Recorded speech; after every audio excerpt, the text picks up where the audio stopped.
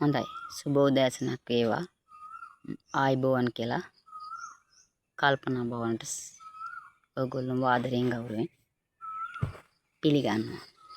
ඉතින් මම අද ඔයාලට මේ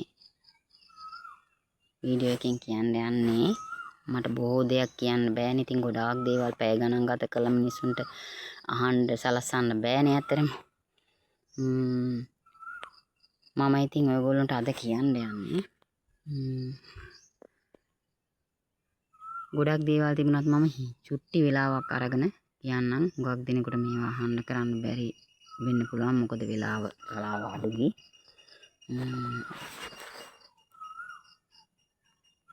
මම ඔයගොල්ලන්ට මං ගැන මං ඒකයි මම භවතරණ කියලා මගේ පෙර භවයේ මම කියන්නේ.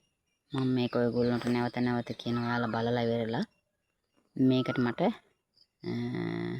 ඔයගොල්ලන්ගේ අදහස කියන්න. එතකොට මට මේක ඉතින් ඔයගොල්ලන්ට එකපාර දාලා මේක ඔයගොල්ලන්ට බලන්න සලසන්න බෑ අපහසුයි. මොකද එහෙනම් ඉතින් මම පොතක්වත් මේකට පියවරක් හැටියට ගන්න ඕන ඔයගොල්ලන්ට දීර්ඝව මේක බලන්න. හැබැයි මම මේක පියවරෙන් පියවර හිමින් ඔයගොල්ලන්ට කියලා දෙනවා. මොකද හේතුව මම මේ ගොඩාක් දෙනෙක් මේ හැමදේම කර්මයට බාර දීලා ඉන්න සමාජයක් තමයි මේක. පුදුම කර්මයක් මගේ තියෙන්නේ කියලා හැමෝම හැමදේම කර්මයට බාර දෙනවා. බාර දීලා කිසිම උත්සාහයක් නැහැ ඒ මිදෙන්න. ඇත්තටම එහෙම. මම ඔයගොල්ලන්ට කියනවා මේ කර්මය ඇත්තටම හදාගන්නේ අපි. ඒක මම කර්මය කියලාම අද මේ channel එකේ මම ඔයගොල්ලන්ට කියනවා මේ කර්මය ගැන මම කියන්නේ. හරි දුර්වලයි අපි ඒ අතින් බලපුවහම මේ හැමදේම කර්මයට බාර දීලා ඉන්නවා. කිසිම උත්සාහයක් නැහැ. සමහර විටක මේ කතා කරන අපි හැමෝම එහෙමයි. හැබැයි මම නම් කිසිම දෙයක් කර්මයට නම් බාර දීලා බලාගෙන ඉන්නේ. ඒක තමයි මගේ ඒ කියන්නේ ඒක මගේ ලැබීම වෙන්න ඇති. කියන්නේ මගේ පින වෙන්න ඇති. මම අද ඔයගොල්ලන්ට කියන්න යනවා මේ කර්මය ගැන. ඔයගොල්ලෝ අහලා තියෙනවා. හැබැයි වුණාට මේ මගේ කර්මය ඊට වඩා හත්පසින් වෙනස්. මම කර්මය කියලා දෙන හැටි ඔයගොල්ලන්ට. මොකද මම කර්මය දැනටම ඒක මම හොයාගෙන තියෙන නිසානේ. දැන් ඔයගොල්ලන්ට මේක දෙන්න පුළුවන් මොකක්ද මේ මිනිස්සයා මේ කියන්නේ කියලා. ඔයගොල්ලෝ හොඳට හිතලා බැලුවොත් මම මේ කියන දේ ගැන අපට අවබෝධ වෙන්න පුළුවන් ඔයාලට. ඉතින් මම කිව්වනේ මම කර්මය හොයාගත්තා. ඒ කියන්නේ මගේ කර්මය මට අනිත් අයට ඒක කියන්න පුළුවන් වෙන විදිහක් තියෙනවා. මෙන්න මේ විදිහ තමයි මම අවුරුදු ගණනාවක් මේක මම කියන්න උත්සාහ කරාට මට හිතුණ කට්ටිය මේවා බලයිද. දැන් තියෙන දේවල් එක්ක බලපුවම දැන් අය කැමති සතුටු වෙනම දේවල් බලන්නේ. දුකක් හිතෙන දෙයක් බලන්න බොහෝ දෙනෙක් කැමතිත් නැහැ. අහන්න ඒකට කැමතිත් නැහැ. ඔව් ඉතින් හැමෝම කියන්නේ මේ මම කියන්නේ කොටසක් කට්ටිය. ඉතින් මං ඔයාලට ඇත්තටම කියනවා මේ කර්මය කියලා කියනකොට හරි ඒකට මේ බය හිතෙනවා. මං ඒකයි කිව්වේ මම ඒක හොයාගත්ත නිසා මං ඔයගොල්ලන්ට කියනවා. මේ බුදු පියාණන් වහන්සේ දේශනා කරපු ධර්මයේ අපි ඇත්තටම ආරක්ෂා කර ගන්නවා නම් අපි සිල් ගන්න මේ දේවල් කරා කියලා මේ අපිට මේ කර්මය වෙනස් කරන්න අපහසුයි. අපිට පොඩ්ඩක් ඒක මදකට අඩු කර ගන්න පුළුවන්. ඒ කියන්නේ අපේ කර්මය අඩු කිරීමක් කර ගන්න පුළුවන් අපට. ඒ කියන්නේ විඳවීම. හිතන්නකෝ ඔයගොල්ලෝ දැන් කර්මයේ මම මේ විඳ දේ. මං ඔයාලට කියන්නේ මං ගැන. මං කියවා මං අනුන් ගැන කතා කරන්නේ මං ඇත්තටම තමන් ගැන කතා කරනවා. මං ගැන කතා කරනවා. එතකොට මං ඔයගොල්ලන්ට කියනවා දැන් මේ මගේ කර්මය මං දැක්කේ මනුස්සයෙක් වෙච්ච නිසානේ. ඔයගොල්ලන්ට හිතෙන්න පුළුවන් ඔව් මනුස්සයෙක් වෙච්ච නිසා මම උත්සාහ කරපු නිසා මගේ කර්මය මම සොයාගත්තා. මම විඳින්නේ මේ කර්මය මෙන්න මෙහෙමයි කියලා. බැරි වෙලාවකත් අපි සතෙක් සිව්පාවෙක් වෙලා උත්පාදනය වෙලා හිටියනම් එහෙමත් නැත්නම් අදුෂ්‍යමාන ප්‍රේත ආත්මයක් යක්ෂ ආත්මයක් මේ වගේ ලැබිලා තිබුණා නම් අපට මොනවා වෙයිද නේද? අපිව මේකෙන් මුදව ගන්න කවුරුවක්වත් නැහැ. ඉතින් මම මේකෙන් මිදෙන්න උත්සාහ කරනවා. මොකද මිනිස්සෙක් වෙච්ච නිසා. බැරි වෙලා මම මනුස්ස දුවක් වෙච්ච නිසා මම මිනිසත් බව ලැබුණු නිසා මම මේක ඒකටත් හේතුවක් තියෙනවා. මම ඒ සමයේ මල් විකුණපු නිසා තමයි මගේ කර්මයේ මං මේ මල් ටික විකුණුවා මං දුතුම් දළදා වහන්සේ ළඟ මම මල් විකුණපු කෙනෙක් පෙර භවයේ මම ඒක මේ කතාවෙන් ඔයගොල්ලන්ට කියනවා. එතකොට මං අන්න ඒ පින තමයි මට මෙහෙමවත් ඔයගොල්ලන්ට මේ විදිහට කතා කරන්න මගේ කර්මයේ ඉතුරු වුණේ. ඒ කියන්නේ මං ඒ කරපු දෙයට. අන්න ඒකයි දැන් මං කිව්වේ ඔයගොල්ලන්ට මලක් පහනක් මගේ බුදු පියාණන් වහන්සේට පූජා කරලා තියෙනවා නම් අපට ඇත්තටම ඥාන ශක්තියක් දැල් වෙනවා එකෙන්. අපට හැමදේම නෙමේ අපේ භවය දැක ගන්න හරි අපට ඒ ඥාන ශක්තිය දෙයියනේ කියලා ලැබෙනවා. එතකොට මේ දෙවිවරු ගැන මං අනිවාර්යයෙන්ම කතා කරනවා. මොකද හුඟක් දෙනෙක් මේ දෙවියන් විශ්වාස කරන්නේ නැහැ. ඇයි විශ්වාස කරන්නේ නැති? මේවා මේ දැන් පරීක්ෂණ කරන අය තමයි මේ හොයනවා. එතකොට මේක මා එක්කලා අමනාප වෙන්න එපා. ඇත්තම ඔයගොල්ලෝ පුළුවන් තරම් මේ ස්වභාවයට දෙන්නකො. එතකොට ඔයගොල්ලන්ට පුළුවන් වෙනවා ඇත්ත ඇති සැටියෙන්ම දැකලා අපිට යමක් සමාජයට දෙන්න. දැන් ගොඩාක් දෙනෙක් බය වෙලා ඉන්නේ. ඇත්තම කතාව කිව්වොත් හැබැයි බයට හරි හොඳට මිනිස්සු පින් කරන්න උත්සාහ කරන එකට නම් මං හරි කැමතියි. ඇත්තටම බය නිසා හුඟ පව් කරන අය මේ පින් කරන්න උත්සාහ කරනවා. ඔව් බය වෙන්න ඕනේ. ඇත්තටම මේ වෙලා තියෙන දෙයට බය වෙන්න ඕනේ. උනට බය මේ මිනිස්සු සමාජය තුළ බය තියාගන්න අපි කරන කියන දෑ ගැනම තමයි. අපිට කිසිම මේ සෝබාදහමේ අපට කිසිම කරන්න දෙයක් නැහැ. මේ සෝබ බුදුහාමුදුරුවෝ දේශනා කරලා තියෙන දහමේ තියෙනවා මේ සෝබාදහමනේ කියන්නේ. දැන් ඔයගොල්ලන්ට හිතනවාද බුදුහාමුදුරුවෝ මේ බණ භාවනා කරගන්න මේ සියලු දේ අපට කියලා දීලා තියෙනවා. දේශනා කරලා අපට තියෙනවා. එතකොට අපිට මේ කියලා තියෙන දේ අපිට හොයන්න අමුතුවෙන් දෙයක් නැහැ. මොකද උන්වහන්සේ අපිට මේක සොයා දීලා තියෙන්නේ. මෙන්න මේ වගේ දේවල් තියෙනවා. මේ වගේ දේවල් වලින් මේ වගේ දෙයක් කරන් බලන්නකෝ. දැන් ඔයාලා හිතන්නකෝ අපල උපද්‍රව කියලා. අපල කියලා කියන්නේ මං ඉගෙන ගන්නන්නේ නැහැ හැබැයි මේ මං අහලා තියෙන පුංචි දෙයක්. අපල කියන්නේ අප කරන පව්. ඔව් අපිට ඒවා අපල විදිහට එනවා. එතකොට මේ අපල උපද්‍රව අපි කරපු පවුන අපි මොකද්ද කරන්නේ? අපි ඒක මකා ගන්න බෝධි පූජාවක් හරි තියලා මේ අපි උත්සාහ කරනවා. ඒකත් අපි කාටද බාර දෙන්න කියන්නකෝ. මමත් පුංචි දේවාලයක් කරනවා. මං හැබැයි මේ දේවාලය ඔයගොල්ලන්ට අනාගතයට විවෘත කරන්න දැන් මේ මගේ ඥාතියා කියන දේ එයා ඇත්තටම කියනවා මට මං ඇවිදින්න තියෙන පින් කරගන්න. එතකොට මොකද්ද පින? මේ දන්න දෙයක් ලෝක සමාජයට කියන ඕනෑම කෙනෙක් පිනක් ඒ කරන්නේ. දැන් එයා දෙන දේ තමයි හිතට මට මම මේ ඔයගොල්ලන්ට කියන්නේ. මේ දෙවි දේවතාවුන් වහන්සේලාට වැඩ ඉන්න තියෙන මේ ස්ථාන අපි සකස් කිරීම. බුදු පියාණන් වහන්සේට පන්සල සකස් කරනවා වගේම අපි අපේ හැම දෙයකටම දෙවි දේවතාවුන් වහන්සේලා ගැන හිතන්න ඕනේ. දැන් බුදු පියාණන් වහන්සේ මේ ලංකාවට 3 වරක් වැඩියා කියලා පොත්පත්වල සඳහන් වෙනවා. අපි අහලක් තියෙනවා. මමත් අහලා තියෙනවා. ඉතින් අපි දැකලා නැති වුණාට බුදු පියාණන් වහන්සේ මේ වගේ කියලා දැකපු කෙනා තමයි අපට නිර්මාණය කරලා තියෙන්නේ අපිට රූපයක් විදිහට හරි. ඉතින් ඒ වගේම තමයි මෙන්න මේ දෙවි දේවතාවුන් වහන්සේලා.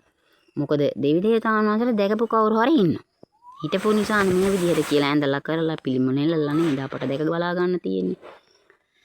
එතකොට මේ කර්මයේ මම කියන්නේ ඒකයි. අපිට ප්‍රේතාත්මයක් හෝ පෙරේතයෝ කියලා කියන්න එපා. මොකද මේ කට්ටිය හිතන මේ පෙරේතයෝ යක්කු ඉන්නේ ඇත්තරම මේ මනුස්ස ලෝකේ.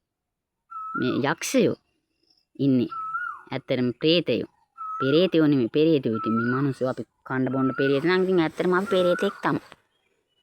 හැබැයි මනුස්ස ලෝකෙ මෙහෙම පිද්ධියක් තිබුණාට අදෘශ්‍යමාන ලෝක වල වෙනස්. එතකොට අපිට පේන්නේ දැන් මේ අපි හරිය කැමති දිව්‍ය ලෝකේ යන්න. අපායට යන්න නම් අපි කැමති නෑ. සමහර අය කියනවා මැරුණාට පස්සේ ඕන එකක් වෙච්චා. අපිට කමක් නෑ, ඇහෙන්නෙත් නෑ, පේන්නෙත් නෑ. ඒකට තමයි බය වෙන්නේ. ඔන්න ඔය වචනෙට. ඇහෙන්නෙත් නෑ, පේන්නෙත් නෑ කියන එක.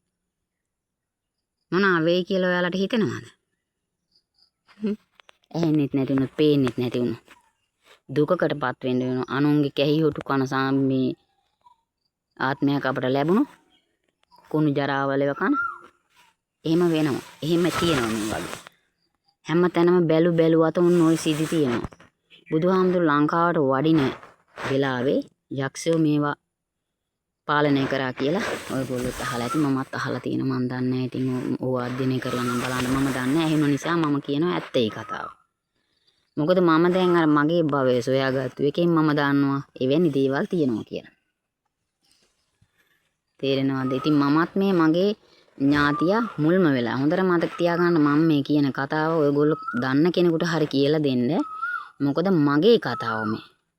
කාගේවත් කතාව කියලා මට කවුරුත් පිනවන්න අවශ්‍යතාවයක් නැහැ. මම මගේ කතාව කියනවා මේ සෝබාදහම ගැන කියන. මේ සෝබාදහම කියලා කියන්නේ ඒකට මේ ධර්මයයි රකින්න ඕනේ. මේ සෝබාදහම රැක්කොත් අපට අපි සෝබාදහමේ දරුවෝ. අපේ අම්මා තාත්තා තමයි. මේ විශ්වය. අපි උමවලා තියෙන යාළුවා. ඒක නිසා අම්මා තාත්තට හොඳට සලකනවා නම් අපි මේ ලෝකෙට බිහි වුණා. දෙමාපියෝ මතක තියාගන්න බුදු පියාණන් වහන්සේ අදහන්න ඕනේ නැහැ. මං කිසිම අගරුවක් කරනවා නෙවෙයි.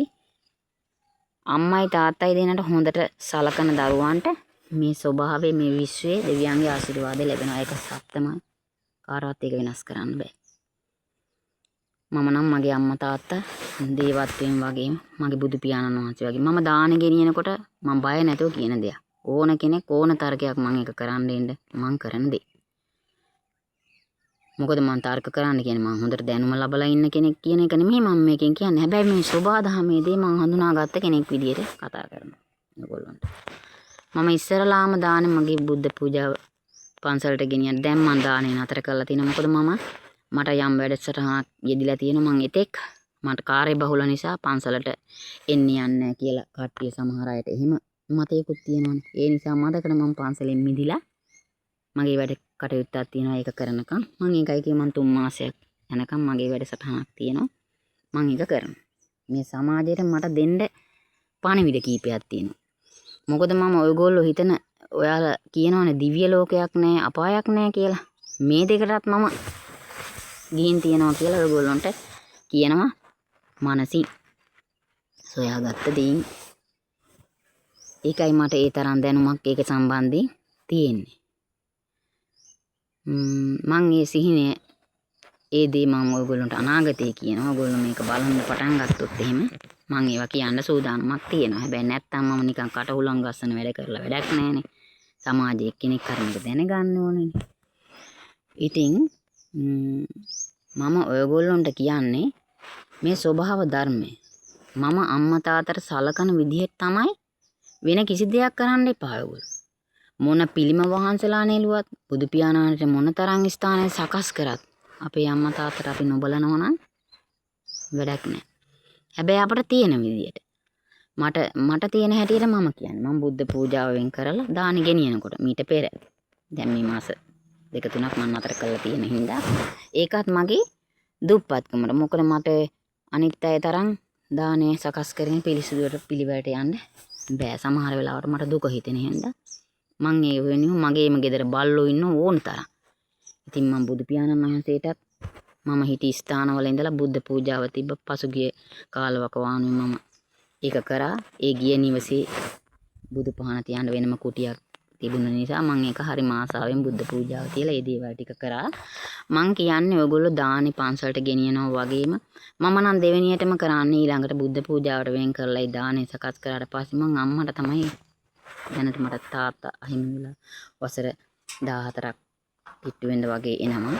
ඉතින් මම හරිම දුකෙන් ඒ ගැන කියන්නේ.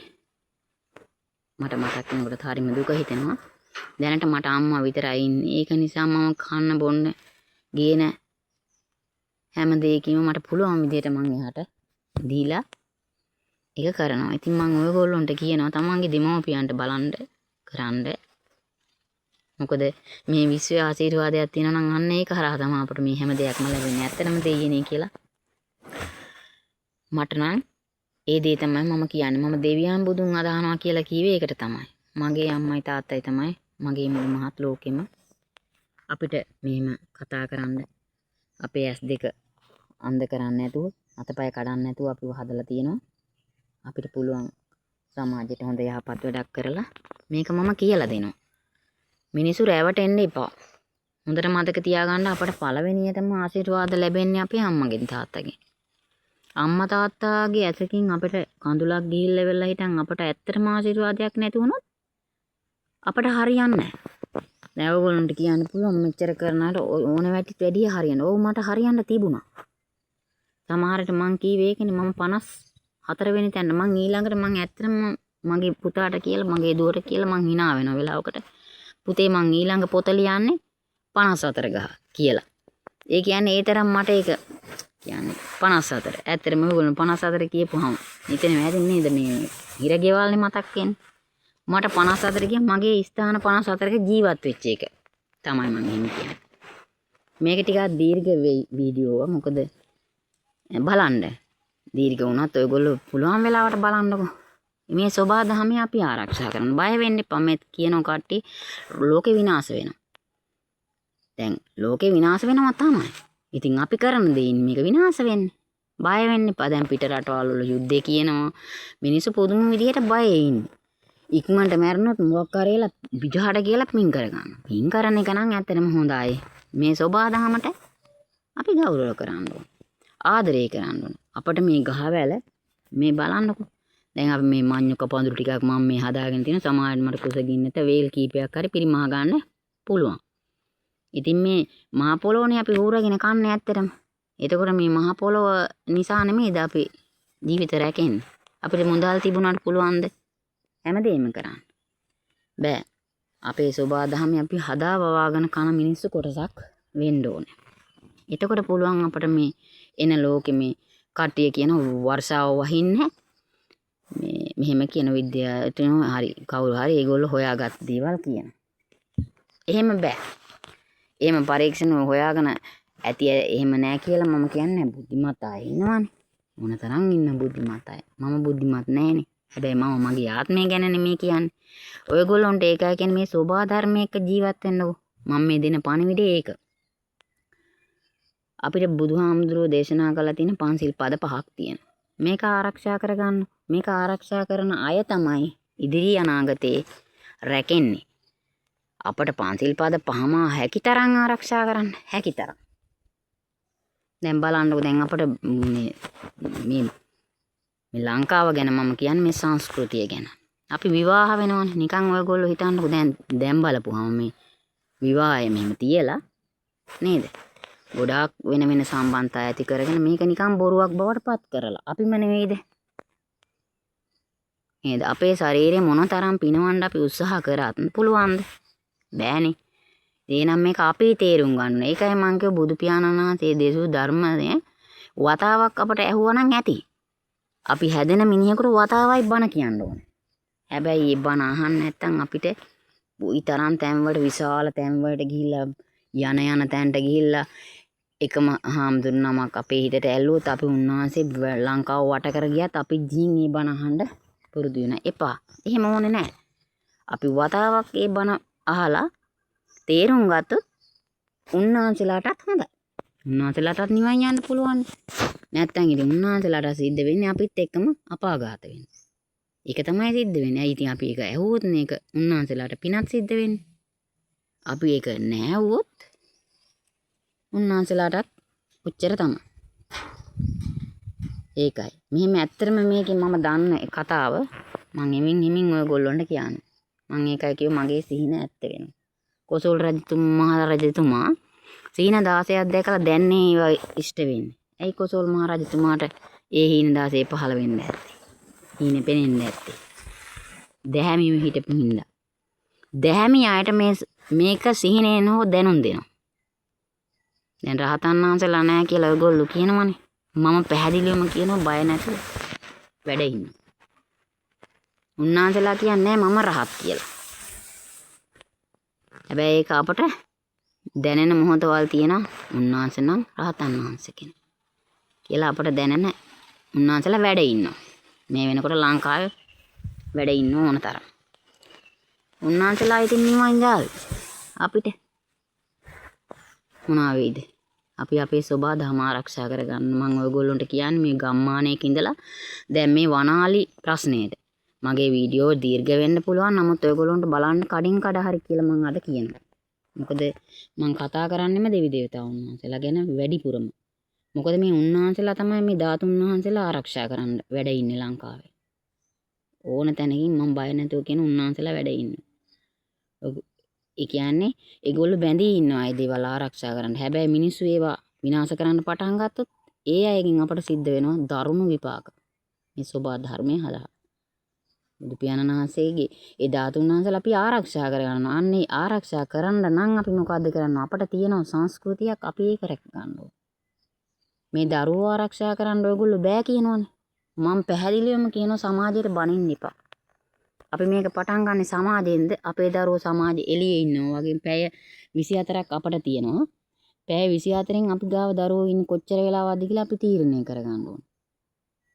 දැන් මගේ දරුවෝ දෙන්න අධ්‍යාපන කටයුතු කරා. මගේ පුතා උසස් පෙළ විභාග කළා, ප්‍රතිඵලයට හොඳ පදමට ආවා. ඒ කියන්නේ හොඳටම හොඳ නෑ. මොකද මම අපේ දුප්පත් භාවය නිසා මගේ දරුවා විභාග ලියනකොට මම ළඟ ගෙදරකින් තමයි යාට ඇඳුමක් සපත් දෙකක් අරන් ගිහිල්ලා බොහොම ස්තුතියි මේක එයාලත් බලනවා ඇති කියලාත් මම හිතනවා.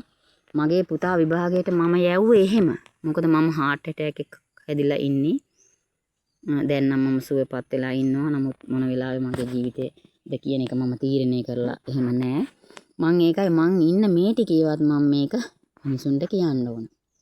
දන්න දේවල් මම මගේ ජීවිතය ගැන දන්න දේ. ඉතින් ඒ හින්දා මම කියන ඔයගොල්ලෝ දරුවෝ හදා ගැනීම වගකීම අපි ගාව තියෙන්නේ. ඉතින් අපේ ගාව තමයි වැඩිපුර දරුවෝ ඉන්නේ. එතකොට අපි දෙන දේ දැන් මේ මේ දුරකථනේ ඔයගොල්ලෝ හිතන්නකෝ දැන් ඔයගොල්ලෝ කියන දුරකථනේ මේ වැරදි කෙනෙක් අතට ගියොත් දුරකථනේ වෙන දේවල් නවත්තන්න බෑ. ඕ මම පිළිගන්නවා. මගේ දුව අධ්‍යාපන කටයුතු කරලා නැහැ.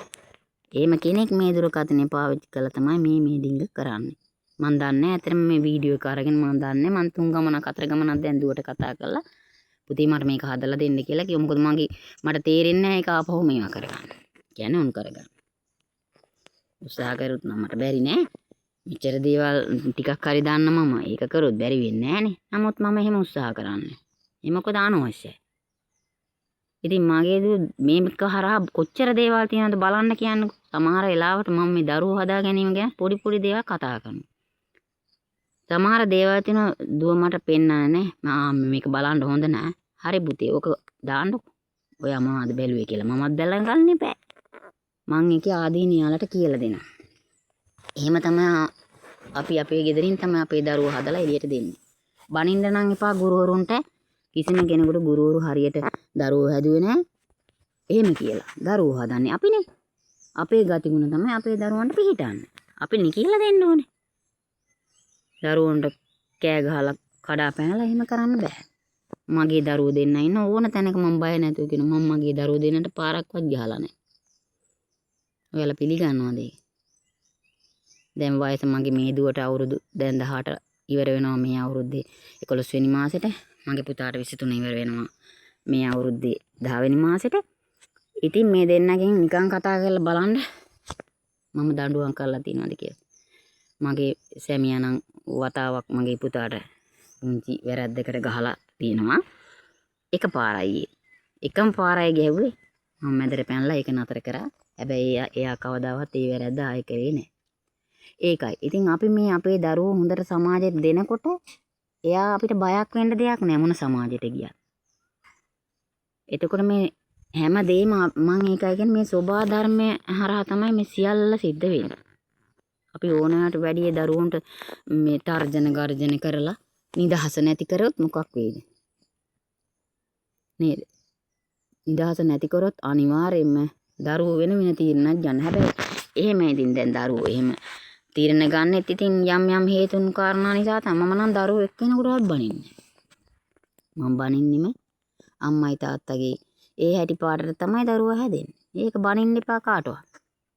අපේ දරුවා අපිනේ හදාගන්නේ. දරුවට දඬුවම් කරලා හෝ වේවා. එහෙම දඬුවම් කරලා දරුවා හදන්නත් බෑ.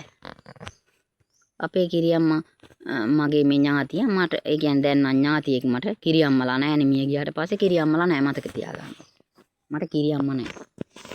එයාට මං කිරියම්මක් වන්නේ නැහැ. දැන් මම ඥාතියෙක් කියන්නේ. ඒකනේ අපි ඉදම් මේ ඥාති නම් උතු කියලා නේද මේ ඒ අතපෑම්වක් කරන්නේ ඥාතියෙක්. දැන් මගේ ඥාතිය.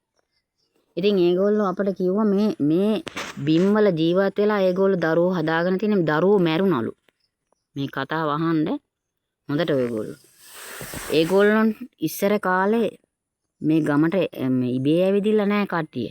ගමට හදාගෙන ඇවිදිලා තියෙන. යන්න යනකොට මේගොල්ලෝ නතර වෙලා තියෙන මේ ගමේ. මගේ කිරියම්මගේ අත්තලා මුත්තලා. එතකොට මේක ගම හැදිලා තියෙන්නේ ඒ විදිහට. මේ වගේ යක්ෂ ප්‍රේත ඒවා තිබිලා තියෙනවා ඉස්සර. දැනොත් තියෙනවා. බයක් නැතුව මම දැනොත් තියෙනවා. ඉතින් එතකොට මේවා අපට හිතන්නකෝ ඔයගොල්ලෝ මේවා අපි ආරක්ෂා කරා කියන්නේ ඒ කාලවල වල බත් මාලාවල් තියලා. දැන් මිනිස්සු ඒවා කරන්නේ.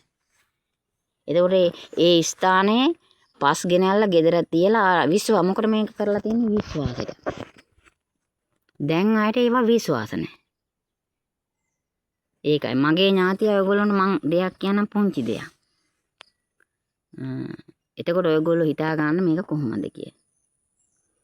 එතනින් එහාට ආයේ මම වචනයක්වත් කතා කරන්නේ නැහැ. ඒ මගේ දේවාලේ වැඩ කරන එක්තරා ක්‍රමයක් මම මේ කියන්නේ ඔයගොල්ලන්ට. කිසිම දෙයක් මුදල් ගන්නව නැත්තේ නෑ. මුදල් නැතුව අපිට මොකක්වත් කරන්න බෑනේ. පඳුරක් ගන්නවා. අවශ්‍ය විදියට පිහිට දෙනවා. කෝටි ගණන් ගන්න නැහැ නේ. එහෙම ගන්නවා. ඉතින් මට මෙන්න මේ වගේ පුංචි පැලක ඉන්න ඕනේ නෑනේ. නේද? ඒකයි. එතකොට එයා එක්තරා තැනක එක දෙයක් මම කියන්නම්කෝ ඔයගොල්ලෝ මම මේ වැඩ කරපු විදියක් ගැන. මේක ස්වභාවයම කියන්නේ ඒකයි මම. අපි බෙදෙන දේ තමයි අපිට ලැබෙන්නේ. එක්තරා මේ ලේලියාවේ පොල් හොරකමක් කරලා.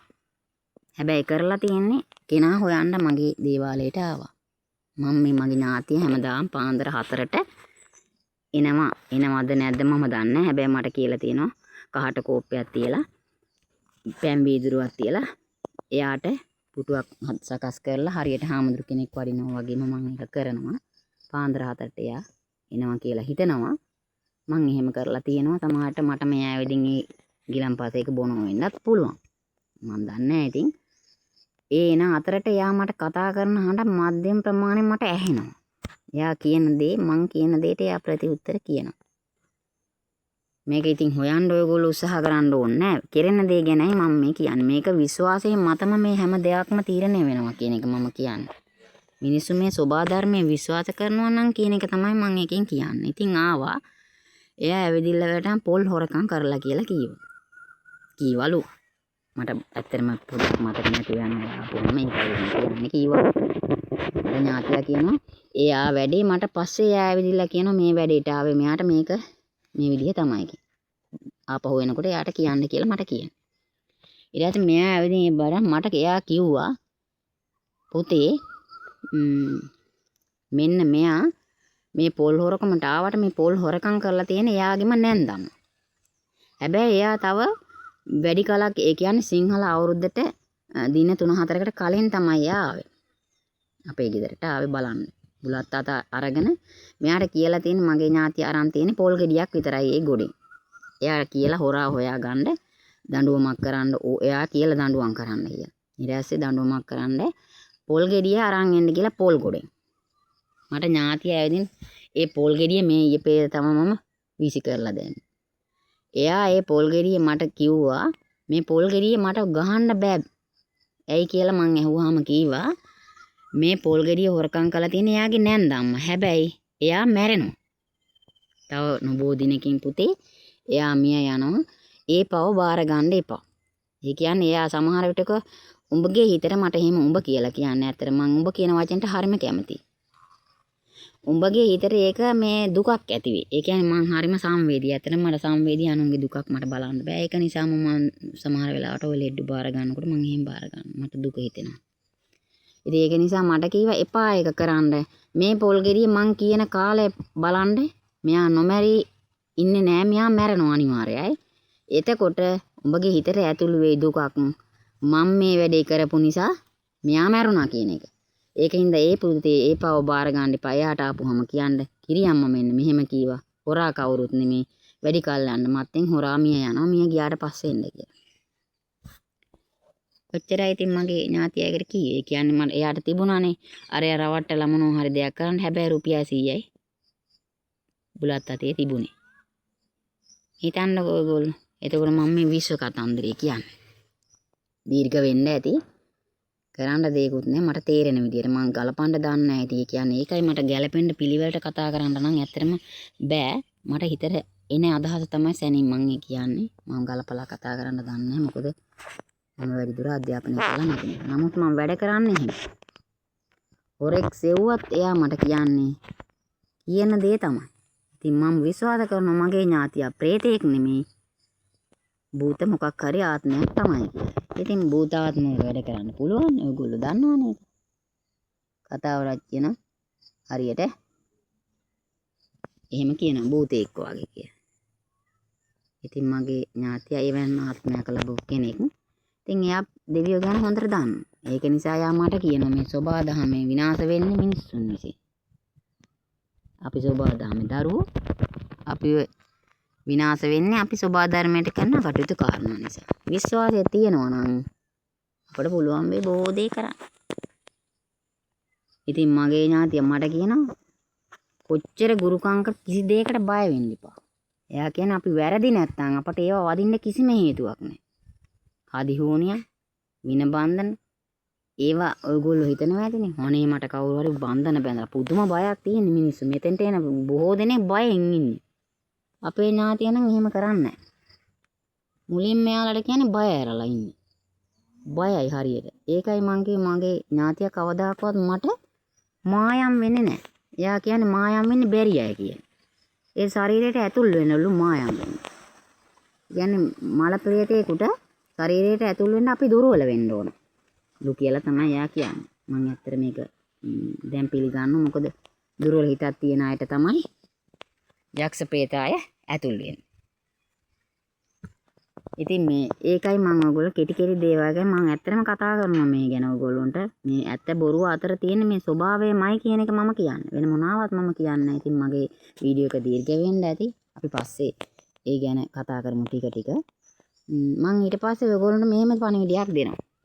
ඔයගොල්ලන්ට යමක් මේ හදි හුණියන් ගැනද මේ සියල්ල ගැන විශ්වාසවන්ත වචනයක් මම දෙනවා.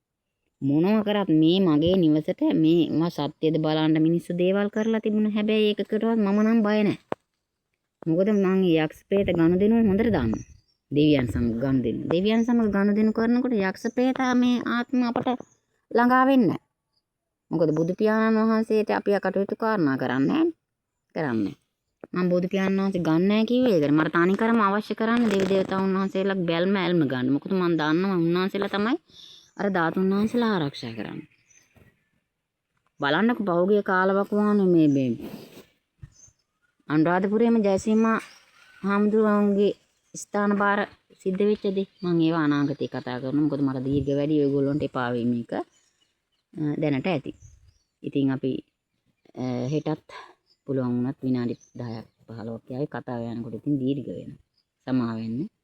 ඉතින් ආයිබෝවන් කියලා කල්පනා භාවනේ සමගාමී